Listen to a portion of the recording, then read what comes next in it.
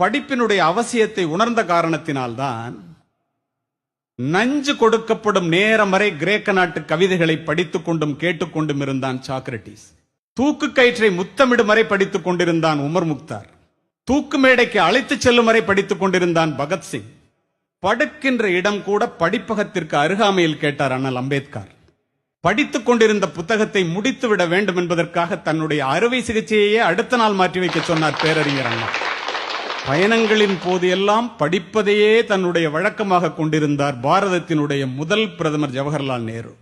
படித்துக் கொண்டிருந்த புத்தகத்தை முடிக்காமல் தூக்கத்தையே மறந்தவர் முன்னாள் ஜனாதிபதி ராதாகிருஷ்ணன் அவர்கள்.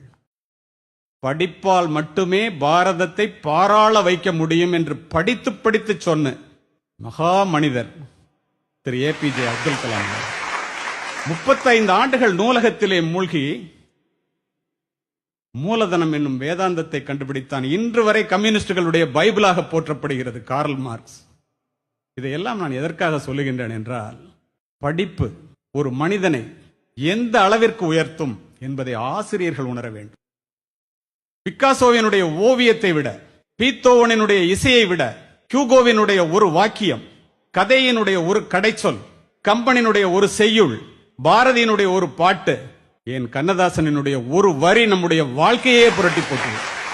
அதற்காக படிக்கிறது.